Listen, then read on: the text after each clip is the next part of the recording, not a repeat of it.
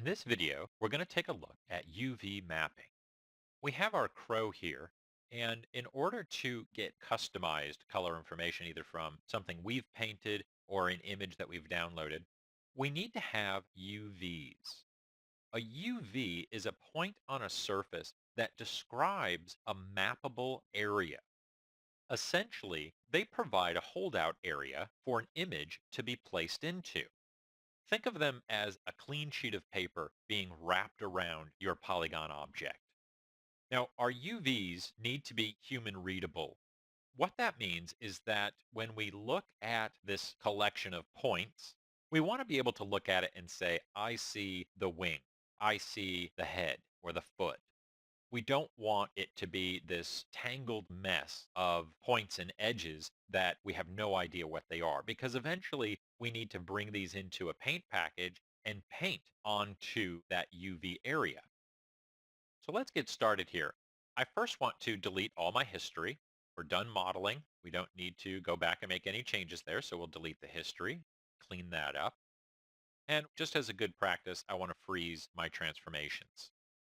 Open up this window down here at the bottom, my front view. I'm going to make this my UV texture area. So I'm going to go to Panels, Panel, UV Editor. And now I'll be able just to toggle back and forth between my UV texture editor and my other viewports.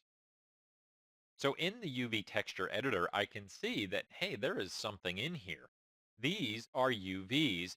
The reason why we have these is because they came from the model when we originally created a polygon cube that we extruded from.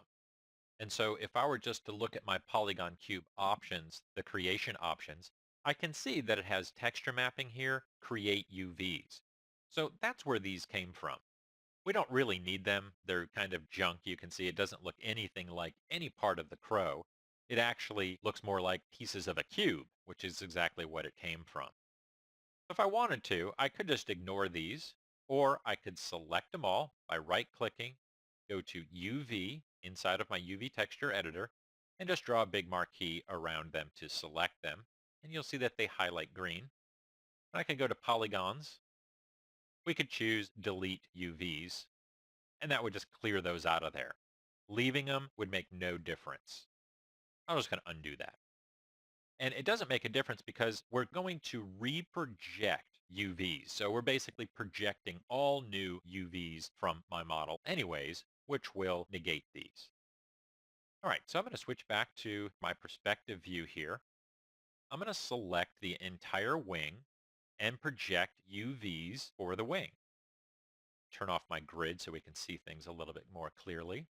And what I'm doing is I'm lining this up in my viewport because I'm going to do a projection.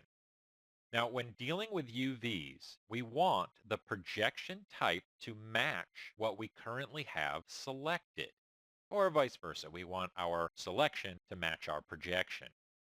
Here's the different types of projections that we have: cylindrical, planar, spherical, contour stretch, and just kind of jumping back up here, camera-based and also automatic, which is really multiple planar objects that get projected. For the wing, I could either choose planar or camera-based.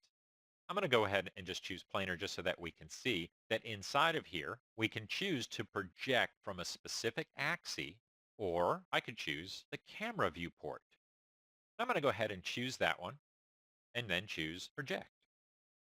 Close that down. And now what I've done is I've created a projection for the entire wing. And we'll switch back and go to my UV texture editor. And I'm going to right click to go to UV, grab this manipulator, which will drag all of those newly projected UVs with it, and just move it out into empty space. And we'll talk about the UV texture editor here in one second. First, let's go ahead and look at our wing. And what we've done is we've actually projected the entire thing, which really isn't what we want, because now I have overlapping UVs. I have the front UVs and the back UVs all sitting on top of one another. This is not ideal because they will then share the same texture space. So if I were to load up a texture here, the front would have the same texture as the back. because the UVs are sitting in the same spot. So in my UV texture editor, what I want to do is split these apart and separate them, moving them to different areas of my UV texture editor. Now you'll notice inside my editor, I have a lot of gray space and then some gridded areas. All of this space is active, but the main thing we look at is this lighter gray section. This is my UV texture space, or my normalized 0 to 1 texture space. Any image that I load up will show up here and then automatically be repeated into infinite space into the rest of these squares. So imagine out here, there is a whole another square, another one here, another one here, everywhere. We just don't represent it because it gets cluttered. But you could go in and under your grid options, extend so that it goes out in all directions, and then you would be able to see that grid everywhere. I'm not going to, it's pretty distracting. And I like having this empty space out here just for a workable area. Eventually, after I get these UVs all straightened out and looking good and non-overlapping, I'll move them back into this 0 to 1 area. Now, the scale of my UVs does not matter. What matters is the texture that I apply to them. So this is essentially infinite space, and I can scale things down, but as long as I have a nice large texture that they can fit into, I'm going to have a decent looking image on my model. I'm going to select the dividing edge of the wing. And when I say the dividing edge, basically I'm looking for that edge loop that would separate the wing into two evenly divided sections. And that edge loop right there is what I want.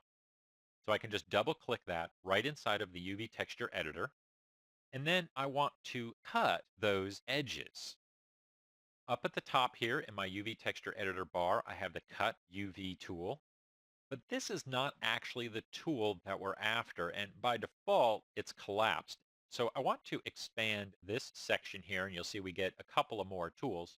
And this guy that looks similar to our Cut UV tool is Separate UVs. So what this will do is along those edges that I currently have selected, it'll just automatically separate those or cut them. So I just clicked on that. I'm just going to choose my Select tool. Click on a single UV and then go to Select and choose Select Shell. And what this will do is select all of the UVs that are connected to one another. I'll choose Select Shell, hit W. Let's turn off Snap there. And we'll just move that out. And you can see we separated it. And that UV shell is the back section of the wing. If I were to go to UV, if I were to select a single UV, I could then choose Select, Select Shell, and get the whole thing and then move it around. So here's the front of my wing. This is the back of my wing. And I can also right-click and choose Shell. And that allows me to go into a shell selection mode, move the entire shell around as well. Either or, it's going to get us to the same point just depending on how you like to work. And let's just switch back to UV there. Let's go ahead and take a break. We'll come back and look at some different parts of the crow that we can lay out.